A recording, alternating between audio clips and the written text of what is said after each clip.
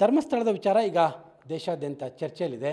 ಪ್ರಮುಖವಾಗಿ ನಿನ್ನೆ ಸಿಕ್ಕಂತಹ 12 ಮೂಳೆಗಳ ಬಗ್ಗೆ ತಜ್ಞರುಗಳು ಮಾತನಾಡ್ತಾ ಇದ್ದಾರೆ. ಯಾಕಂದರೆ ಇಡೀ ಕೇಸ್ಗೆ ಬಹಳ ಇಂಪಾರ್ಟೆಂಟ್ ಆದಂಥ ಇಶ್ಯೂ ಇದು. ಜನರಲ್ ಆಗಿ ಮಾತನಾಡುವಂಥದ್ದು ಬೇರೆ, ತಜ್ಞರ ರಿಪೋರ್ಟ್ಗಳು ಬಹಳ ಇಂಪಾರ್ಟೆಂಟು. ಹೀಗಾಗಿ ತಜ್ಞರ ಜೊತೆಲಿ ಈಗ ನಾವು ಮಾತಾಡ್ತಾ ಇದ್ದೇನೆ. ಈಗ ಪ್ರೊಫೆಸರ್ ಅರವಿಂದ್ ಅವರಿಗೆ ನಮ್ಮ ಜೊತೆಲಿದ್ದಾರೆ. ಪ್ರಮುಖವಾಗಿ ಸರ್, ಒಂದು ರೀತಿಯಾದಂಥ 12 ಮೂಳೆಗಳ ವಿಚಾರ ದೊಡ್ಡ ಮಟ್ಟದಲ್ಲಿ ಲ್ಯಾಬ್ನ ಮೂಲಕವಾಗಿ ಯಾವ ರೀತಿಯಾದಂತಹ ಟೆಸ್ಟಿಂಗ್ಗಳು ಈಗ ಶುರುವಾಗುತ್ತೆ ಈ ವಿಚಾರದಲ್ಲಿ? ಮೊದಲು ಲ್ಯಾಬಲ್ಲಿ ಐಡೆಂಟಿಫಿಕೇಷನ್ ಆಗುತ್ತೆ ಅದರದ್ದು, ಅಂದರೆ ಯಾವ ಮೂಳೆ ಇದು, ಮನುಷ್ಯರದ್ದು ಅಥವಾ ಪ್ರಾಣಿಯದ್ದು, ಮತ್ತು ಯಾವ ಅನಾಟಮಿಕಲ್ ಪೊಸಿಷನ್ ಮತ್ತು ಮೂಳೆ ಹೆಸರು ಯಾವುದು ಅಂತೇಳಿ ಅದು ಗೊತ್ತಾಗುತ್ತೆ ಅದನ್ನು. ಆಮೇಲೆ ಎರಡನೇದಾಗಿ ಏನಂತಂದರೆ ಈ ಮೂಳೆಯಿಂದ ಈ ವ್ಯಕ್ತಿಯ ವಯಸ್ಸು ಮತ್ತು ಲಿಂಗ ಅದನ್ನು ಗುರುತಿಸ್ತಕ್ಕಂಥದ್ದು ಬರುತ್ತೆ. ಅದು ಏನೇನು ಸಾಧ್ಯತೆ ಇದೆ ಅದನ್ನೆಲ್ಲದು ನೋಡಬೇಕಾಗತ್ತೆ. ಮೊದಲನೇದಾಗಿ ಏನಂತಂದರೆ ಬೋನ್ ಮ್ಯಾರೋ ಇದ್ದರೆ ಅಲ್ಲಿ DNA ತೆಗಿಬೋದು. ಅಲ್ಲಿ ಇಲ್ಲದಿದ್ದರೆ ಅದನ್ನು ಏನಂತಂದರೆ ಅದನ್ನು ಬ್ರೋಕನ್ ಬೋನ್ ಇದ್ದರೆ ಅದನ್ನು ರೀಜನರೇಷನ್ ಅಂತಂದರೆ ಹೇಗಿದ್ರೆ ಕಂಪ್ಯೂಟರೈಸ್ಡ್ ರೀಜನರೇಷನ್ ಮೂಲಕ ಮಾಡ್ತಾರೆ ಅದನ್ನು ಈಗ, ಅಥವಾ 3D ಪ್ರಿಂಟಿಂಗ್ ಮೂಲಕನೂ ಮಾಡಿಸ್ಬೋದು ಅದನ್ನು ಎಂಟೈರ್ ಬೋನ್ನ. ಅಂದರೆ ಹೇಗೆ ಅಂದರೆ ಅದನ್ನು ಸ್ಕ್ಯಾನ್ ಮಾಡ್ತಾರೆ, ಅದನ್ನು ಸ್ಕ್ಯಾನ್ ಮಾಡಿ ಚೆನ್ನಾಗಿ ಅದನ್ನು ಒಂದು ಸಾಫ್ಟ್ವೇರ್ ಇದೆ, ಫ್ರ್ಯಾಗ್ಮೆಂಟು ಅಂತೇಳಿ ಒಂದು ಸಾಫ್ಟ್ವೇರ್ ಇದೆ. ಸಾಫ್ಟ್ವೇರ್ ಯೂಸ್ ಮಾಡಿಕೊಂಡು ಇನ್ನು ಮಿಕ್ಕಿದ್ದ ಭಾಗ ಮೂಳೆ ಯಾವ ಅನಾಟಮಿಕಲ್ ಪ್ರಪೋರ್ಷನ್ಸಲ್ಲಿರುತ್ತೆ ಅದನ್ನು ತೆಕ್ಕೊಂಡು ಅದನ್ನು ಆಮೇಲೆ ಮತ್ತೆ ರೀಜನರೇಷನ್ ಮಾಡ್ತಕ್ಕಂಥ ಟೆಕ್ನಿಕ್ ಇದೆ. ಇದು ರಿಸರ್ಚ್ ಕಲ್ಲಲ್ಲಿ ಯಾವ ರೀತಿಯಾದಂಥ ಅದನ್ನು ಡಿಫ್ರೆನ್ಸಿಯೇಷನನ್ನು ಕಂಡುಹಿಡಿಬೋದು ಅಥವಾ ಯಾವ ರೀತಿಯಾಗುತ್ತೆ ಇದು ನಡೆಯುತ್ತೆ ಅನ್ನೋದು? ಡಾಕ್ಟರ್, ಮಹಿಳೆಯರ ಪುರುಷರು ಈ ಆಕಾರದ ಮೇಲೆ ಬರುತ್ತೆ, ಆಕಾರದ ಮೇಲೆ ಗೊತ್ತಾಗುತ್ತೆ. ಅದನ್ನು ಡಾಕ್ಟ್ರುಗಳು ನಿನ್ನೆಯಿಂದ ಎಲ್ಲ ಹೇಳಿದ್ದಾರೆ, ನಮ್ಮ ಸಹೋದ್ಯೋಗಿಗಳು ಅವರೆಲ್ಲ ಹೇಳಿದ್ದಾರೆ. ಇದರಲ್ಲಿ ಏನಂತಂದರೆ ನನ್ನ ಪೋರ್ಷನ್ ಏನು ಬರುತ್ತೆ ಅಂತಂದರೆ ಈಗ ಈ ಭಾಗ ಮಿಸ್ಸಿಂಗ್ ಇದೆ, ಈ ಭಾಗ ಇಂಟ್ಯಾಕ್ಟ್ ಇದೆ. ಇದನ್ನು ನಾನು ಸ್ಕ್ಯಾನ್ ಮಾಡಿಸಿ ಮತ್ತು ಅಂದರೆ ಲೇಸರ್ ಸ್ಕ್ಯಾನಿಂಗ್ ಮಾಡಿ ಕಂಪ್ಯೂಟರೈಸ್ಡ್ ರೀಜನರೇಷನ್ ಮಾಡಲಿಕ್ಕೆ ಇದನ್ನು ಆಗತ್ತಾ ಇಲ್ವೋ ಅಂತ ನೋಡಬೇಕಾಗತ್ತೆ. ಅದನ್ನು CFSL ಫೆಸಿಲಿಟಿ ಇದೆ, ಇದನ್ನು ಸೆಂಟ್ರಲ್ ಫೋರೆನ್ಸಿಕ್ ಸೈನ್ಸ್ ಲ್ಯಾಬೊರೇಟರಿಲಿ ಇಂಥ ಫೆಸಿಲಿಟಿ ಇದೆ. ಯಾಕೆಂದರೆ ಅವರಲ್ಲಿ ಫೋರೆನ್ಸಿಕ್ ಆಂಥ್ರೋಪಾಲಜಿ ವಿಂಗ್ ಅಂತಲೇ ಇದೆ ಅದು. ಎರಡನೇದೇನಂತಂದರೆ NFSUಗಳಲ್ಲೂ ಇಂಥ ಫೆಸಿಲಿಟೀಸ್ ಇರುತ್ತೆ ಅದರಲ್ಲಿ. ಸೊ ನಾವು ಇನ್ನೂ ರಿಸರ್ಚ್ ಸ್ಟೇಜಲ್ಲಿದ್ದೀವಿ. ನಾವು ಇಲ್ಲಿ ಕೆಲವು ಕಡೆ ನಮ್ಮ ದೇಶದಲ್ಲಿ ರಿಸರ್ಚ್ ಸ್ಟೇಜಲ್ಲಿದ್ದೀವಿ ಅಂದ್ಕೊಂಡಿದ್ದೀವಿ. ಬಟ್ ರಿಸರ್ಚ್ ಮುಖೇನ ಇಂಥದ್ದು ಕೆಲವು ಆಗಿದೆ, ಆಗಲೇ ಇದನ್ನು ಮಾಡಿದ್ದಾರೆ. ಇಂಥದನ್ನು ರೀಜನರೇಷನ್ ಮಾಡಿರ್ತಕ್ಕಂಥದ್ದನ್ನು ಅರ್ಧ ಸಿಕ್ಕರೆ ಇನ್ನು ಅರ್ಧನ ಈ ಯಾಕೆಂದರೆ ಬಯಲಾಟ್ರಲ್ ಸಿಮೆಟ್ರಿ ಇರುತ್ತೆ, ಎಡ ಮತ್ತು ಬಲ ಏಕತೆ ಮತ್ತು ಸಮಾನತೆ ಇರುತ್ತೆ. ಅದನ್ನು ಏನಂತಂದರೆ ಇದರ ಒಂದು ಕನ್ನಡಿ ಇಟ್ಟು ನೋಡಿದ್ರೆ ಈಗ ಇದರ ರಿವರ್ಸ್ ಕಾಣುತ್ತೆ, ಇದನ್ನು ಹಾಗೆ ಇರ್ತಕ್ಕಂಥದ್ದು ಬರುತ್ತೆ. ಮೊದಲು ಸ್ಕಲ್ ಒಂದು ಪೂರ್ತಿ ರೀಜನರೇಷನ್ ಆದರೆ ಅದರ ಮೇಲೆ ಮತ್ತೆ ಕಂಪ್ಯೂಟರೈಸ್ಡ್ ಫೇಶಿಯಲ್ ರೀಜನರೇಷನ್ ಮಾಡ್ಬೋದು. ಇದು ಯಾವ ಸಂದರ್ಭದಲ್ಲಿ ಬರುತ್ತೆ ಅಂತಂದರೆ ಈಗ ಒಂದು ಆಕ್ಸೆಪ್ಟೆಡ್ DNA ಡೋನರ್ ಅಂದರೆ ಯಾರೋ ಒಬ್ಬರು ಇರ್ತಾರೆ, ಅವ್ರ ರಕ್ತ ಸಂಬಂಧಿಕರು ಇರ್ತಾರೆ ಅವರು. ಸೊ ಅವರು ಇದ್ದಾಗ DNA ಆಗ್ಬೋದು. ಒಂದು ವೇಳೆ ಅವರು ಇರಲಿಲ್ಲ ಅಂತಂದರೆ ಆ ಸನ್ನಿವೇಶದಲ್ಲಿ ಇಂಥದನ್ನು ತೊಗೊಂಡು ಫೋಟೋಗಳು ಮಾಡಿಸಿ ಇದನ್ನು ಸೊ ಯಾವ ಕಡೆಯಿಂದ ಬಂದಿರ್ತಾರೋ ಅಲ್ಲೆಲ್ಲ ಮಾಧ್ಯಮದ ಮೂಲಕ ಪಬ್ಲಿಷ್ ಮಾಡ್ಬೋದು. ಅವಾಗ ಗೊತ್ತಾಗುತ್ತೆ, ಓ ಇಂಥ ವ್ಯಕ್ತಿ ನಮ್ಮ ನೆರೆಹೊರೆಯಲ್ಲಿದ್ದಾನೋ ಅಥವಾ ನಮ್ಮ ದೂರದ ಸಂಬಂಧಿಕ ಇದ್ದ ಅಂತ ಯಾರೊಬ್ಬರು ಬರ್ತಾರೆ. ಹಾಗಾಗಿ ಐಡೆಂಟಿಫಿಕೇಷನ್ ಆಗುತ್ತೆ. ಇದನ್ನು ಈ ಕೇಸ್ಗಳಲ್ಲಿ ಅರವಿಂದ್ ಸರ್ ಏನಾಗ್ತಿದೆ ಅಂದರೆ ಇದು 10-15 ವರ್ಷದ ಆಗಿದೆ ಅನ್ನುವಂಥದ್ದು. 10-15 ವರ್ಷದ ನಂತರದಲ್ಲೂ ಕೂಡ ಅದನ್ನು ಐಡೆಂಟಿಫೈ ಲ್ಯಾಬಲ್ಲಿ ಮಾಡ್ಬೋದಾ ಈ ಮೂಳೆಯಲ್ಲಿ ಸಿಕ್ಕರೆ? ಅಂದರೆ ಇವರ ಮೂಳೆ ಸಿಕ್ಕದಾಗ ಗೊತ್ತಾಗುತ್ತೆ ಅಂದರೆ ಎಷ್ಟು ಹಳೇದು ಅಂತೇಳಿ. ಅಂದರೆ ಒಂದು ಈಗಾಗಲೇ ವೈದ್ಯಾಧಿಕಾರಿಗಳು, ನ್ಯಾಯ ವೈದ್ಯಶಾಸ್ತ್ರ ತಜ್ಞರು ಸೊ ಅವ್ರು ಹೇಳಿದ್ದಾರೆ ಟೈಮ್ ಸಿನ್ಸ್ ಡೆತ್ ಅಂತ ಹೇಳ್ತಕ್ಕಂಥದ್ದು ಬರುತ್ತೆ. ನಮ್ಮ ಕಡೆ ಫೊರೆನ್ಸಿಕ್ ಸೈನ್ಸ್ ಕಡೆಯಿಂದ age of the individual at the time of death ಅಂತ ಅನ್ನೋದು ಬರುತ್ತೆ. ಎರಡೂ ಕ್ರಾಸ್ ಲಿಂಕ್ ಆಗುತ್ತೆ. ಎರಡು ಲಿಂಕ್ ಆದರೆ ಈ ವ್ಯಕ್ತಿಯ ವಯಸ್ಸೆಷ್ಟು ಮತ್ತು ಯಾವಾಗ ಸತ್ತಿದ್ದಾನೆ ಅಂತ ಹೇಳ್ತಕ್ಕಂಥದ್ದು ಅದು ಗೊತ್ತಾಗುತ್ತೆ. ಅಂದರೆ ಎರಡರ ಮೂಲಕ ಒಂದು ಮಾಹಿತಿ ಕೊಟ್ಟಿರ್ತೀವಿ, ಅದ್ರ ಮೂಲಕ ಗೊತ್ತಾಗುತ್ತೆ. ಮತ್ತು ಇದು ಮಹಿಳೆಯರದು ಪುರುಷರದು ಅಂಥೇಳಿ ಗ್ರಾಸ್ ಫೀಚರ್ಸ್ ಅದರಿಂದ ಕೆಲವು ಅಂಶಗಳಲ್ಲಿ ಗೊತ್ತಾಗುತ್ತೆ.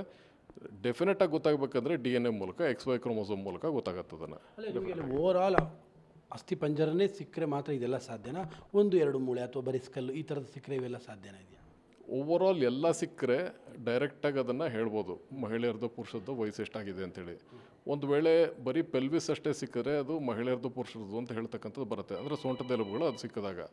ಮತ್ತು ನೆಕ್ಸ್ಟ್ ಇದು ಇನ್ನೊಂದು ಏನಂತಂದರೆ ತಲೆ ಬುರುಡೆ ಮತ್ತು ಪೆಲ್ವಿಸ್ ಅಷ್ಟೇ ಸಿಕ್ಕಿದಾಗ ಭಾಳ ಹತ್ತಿರದಲ್ಲೇ ಹೇಳ್ಬೋದಾಗತ್ತೆ ಅದನ್ನು.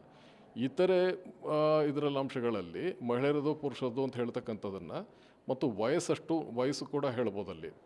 ಆದರೆ DNA ಕೇವಲ ಮಹಿಳೆಯರದು ಪುರುಷರದು ಅಂತ ಹೇಳ್ತಕ್ಕಂಥದ್ದು ಡೆಫಿನೆಟಾಗಿ ಪಾಸಿಬಲ್ ಇದೆ. ಅದನ್ನು ಅಂದರೆ ಸಣ್ಣ ಕ್ಲಾರಿಟಿ ಸಿಗುತ್ತೆ. ಬಟ್ ಈಗ ಕ್ವಶನ್ ಇನ್ನೊಂದಿರುವಂಥದ್ದು ಅರವಿಂದ್ ಸರ್, ಈಗ ಇಶ್ಯೂ ನಡೀತಾ ಇರುವಂಥದ್ದು ಇದು ರೇಪ್ ಆ್ಯಂಡ್ ಮರ್ಡರ್ ಆ ಥರದಲ್ಲಿ ಇಶ್ಯೂ ನಡೀತಾ ಇರೋದು. ರೇಪ್ ಆಗಿರುವಂಥದ್ದನ್ನು ಈ ಥರದ ಸ್ಕಲ್ಲು ಅಥವಾ ಈ ಥರದ ಮೂಳೆಗಳು ಸಿಕ್ಕಾಗ ಪತ್ತೆ ಹಚ್ಬೋದಾ ಈ 10-15 ವರ್ಷ ಆದ ನಂತರದಲ್ಲಿ? ರೇಪ್ ಅನ್ನೋದನ್ನು ಒಂದು ಲೀಗಲ್ ಟರ್ಮ್ ಆಗುತ್ತೆ, ಆದರೆ in the absence of soft tissue ಇದನ್ನೇನು ಹೇಳಲಿಕ್ಕಾಗಲ್ಲ. ನನ್ನ ಗೊತ್ತಿರ್ತಕ್ಕಂಥ, ನನ್ನ ತಿಳಿದಿರ್ತಕ್ಕಂಥ ಮಾಹಿತಿ ಪ್ರಕಾರ ಇದನ್ನು ಖಚಿತವಾಗಿ ಹೇಳಲಿಕ್ಕಾಗಲ್ಲ. ಇದನ್ನು ಡೆಫಿನೆಟ್ಲಿ ಅದನ್ನು ಹೇಳಲಿಕ್ಕೆ ಆಗಲ್ಲ ಅಂತಲೂ ಹೇಳ್ತೀವಿ ನಾವು ಅದನ್ನು.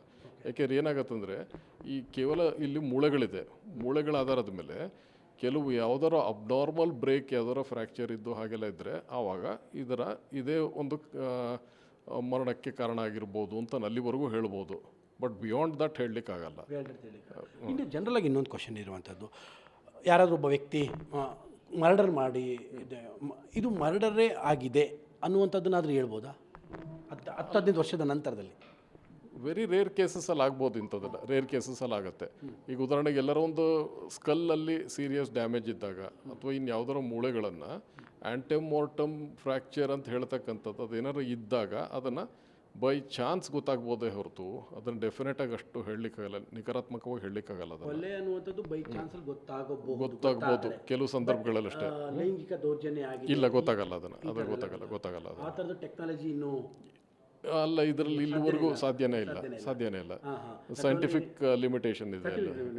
ಯಾಕಂದರೆ ಜನರಲ್ ಆಗಿ ಮಾತಾಡೋದು ಬೇರೆ ಇಶ್ಯೂಸ್, ಬಟ್ ಈಗ ಮಾತಾಡಬೇಕಾಗಿರುವಂಥದ್ದೇ ಟೆಕ್ನಿಕಲ್ ಆಗಿ ನಾನು ಹೇಳ್ತಾ ಇರೋದು. ಹೀಗಾಗಿ ಈಗ ಸಿಕ್ಕಿರುವಂಥ ಈ 1, 2, 3, 12 ಇದರಿಂದ ನಾವು ಏನನ್ನ ಈ ಒಟ್ಟಾರೆ ಇಶ್ಯೂ ಏನಿದೆ ಅದಕ್ಕೆ ತಲುಪೋಕ್ಕೆ ಸಾಧ್ಯ ಇಲ್ಲ ಅಂತೀರಾ? ಅಂದರೆ ರೇಪ್ ಆಗಿದೆ ಅಥವಾ ಮತ್ತೊಂದಾಗಿದೆ ಅನ್ನೋದು ಅಲ್ಲಿವರೆಗೂ ತಲುಪಕ್ಕೆ ಸಾಧ್ಯ ಇಲ್ಲ.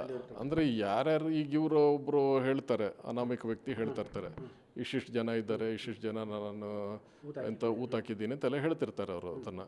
ಸೊ ಅದನ್ನು ಕೊರೊಬ್ರೇಟ್ ಮಾಡ್ಬೋದು. ಆದರೆ ಇತರೆ ವಿಷಯಗಳು ಅವ್ರು ಹೇಳಿರ್ತಕ್ಕಂಥದ್ದನ್ನು ಅದನ್ನು ಕೊರೊಬ್ರೇಟ್ ಮಾಡಲಿಕ್ಕಾಗಲ್ಲ. ಅದು ಬೇಳೆ ನಾನು ಹೇಳ್ತಾ ಇರೋದು ಮೂಳೆಗಳ ಮೂಲಕವಾಗಿ ಅದನ್ನು ಸೈಂಟಿಫಿಕ್ ಲಿಮಿಟೇಷನ್ ಇದೆ ಅಲ್ಲಿದೆ, ಲಿಮಿಟೇಷನ್ ಇದೆ ಅಲ್ಲಿ. ಯಾಕೆಂದರೆ ರೇಪ್ ಅಂತಕ್ಕಂಥದ್ದು ಅಥವಾ ಒಂದು ಇದನ್ನು it is an allegation, it is a legal issue.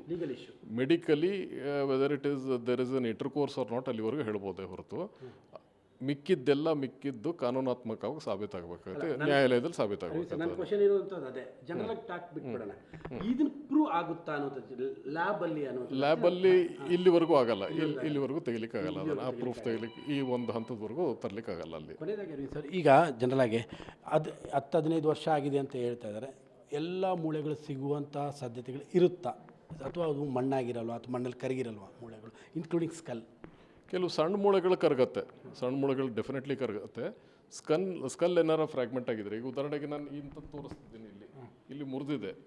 ಈ ಬೇರೆ ಮೇಲ್ಭಾಗದಲ್ಲಿರ್ತಕ್ಕಂಥ ಮುರಿದಿರ್ತಕ್ಕಂತಹ ಸ್ಕಲ್ನಲ್ಲಿ ಸಣ್ಣ ಸಣ್ಣ ತುಂಡುಗಳಾಗಿದ್ದರೆ ಅವೆಲ್ಲ ಕರಗ್ಬಿಡ್ಬೋದು. ನೇಚರ್ ಆಫ್ ಸಾಯಿಲ್ ಮೇಲೂ ಡಿಪೆಂಡ್ ಆಗುತ್ತೆ. ಇದರಲ್ಲಿ ಏನಾರು ಆ್ಯಸಿಡ್ ಅಂಶ ಜಾಸ್ತಿ ಇದ್ದರೆ ಆವಾಗ ತೆಳುವಾದಂತಹ ಮೂಳೆಗಳಿವೆಲ್ಲ ನೋಡಿ ಭಾಳ ತೆಳಗಿದೆ ಇದೆಲ್ಲ, ಇವು ಭಾಳ ಬೇಗ ಕರಗಿಬಿಡತ್ತೆ ಇಂಥದ್ದೆಲ್ಲ. ಈ ಆಸಿಫಿಕೇಷನ್ ಸೆಂಟರ್ಸ್ ಏನಿದೆಯಲ್ಲ ಅದನ್ನು ಓಪನ್ ಆಗುತ್ತೆ, ಯಾಕೆಂದರೆ ಕ್ಯಾಲ್ಸಿಫೈ ಆಗಿರುತ್ತೆ. ಈ ಆ್ಯಸಿಡಿಕ್ ಅಂಶ ಇದ್ದಾಗ ಕ್ಯಾಲ್ಸಿಫಿಕೇಷನ್ ಎಲ್ಲ ಡಿಕ್ಯಾಲ್ಸಿಫೈ ಆಗಿ ಅಲ್ಲಿ ಓಪನ್ ಆಗಿಬಿಡತ್ತೆ ಅಲ್ಲಿ. ಸೊ ಹಾಗಾಗಿ ಏನಾಗುತ್ತೆ, ತೆಳು ಮೂಳೆಗಳೆಲ್ಲ ಇವೆಲ್ಲ ಕರ್ಗೋಗಿರುತ್ತೆ ಅದನ್ನೆಲ್ಲ. ಸೊ ಇಷ್ಟು ಸಿಕ್ಕರೂ ಸಾಕು, ಯಾಕೆಂದರೆ ಮ್ಯಾನೇಜ್ ಮಾಡ್ಬೋದು, ಸಿಗಬೇಕಷ್ಟೆ.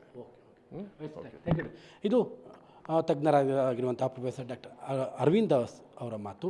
ಸ್ಪಷ್ಟವಾಗಿ ಹೇಳ್ತಾ ಇದ್ದಾರೆ, ಏನನ್ನ ವಿಚಾರದಲ್ಲಿ ತೆಗೆದುಕೊಂಡು ಹೋಗ್ತಾ ಇದ್ದ ಆ ಅಂತಿಮ ಗುರಿಯನ್ನು ಕೇವಲ ಫೋರೆನ್ಸಿಕ್ ಲ್ಯಾಬಿನ ರಿಪೋರ್ಟ್ನ ಮೂಲಕವಾಗಿ ತಲುಪೋದಕ್ಕೆ ಸಾಧ್ಯ ಇಲ್ಲ.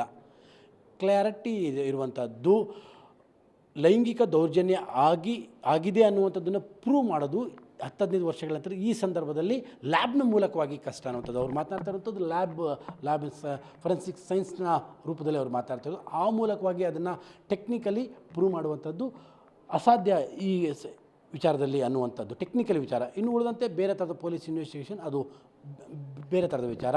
ಬಟ್ ಈ ಮೂಳೆಗಳ ಆಧಾರದ ಮೇಲೆಯೇ ಇದು ರೇಪ್, ಇದು ಮರ್ಡರ್ ಅನ್ನುವಂಥದ್ದು ಪ್ರೂವ್ ಆಗುವಂಥದ್ದು ಲ್ಯಾಬ್ನ ಮೂಲಕವಾಗಿ ಸಾಧ್ಯ ಇಲ್ಲ ಅನ್ನುವಂಥದ್ದು. ಕ್ಯಾಮ್ರಾ ಪರ್ಸನ್ ಕಾರ್ತಿಕ್ ಜೊತೆ KP Nagaraj, public TV, Mysuru.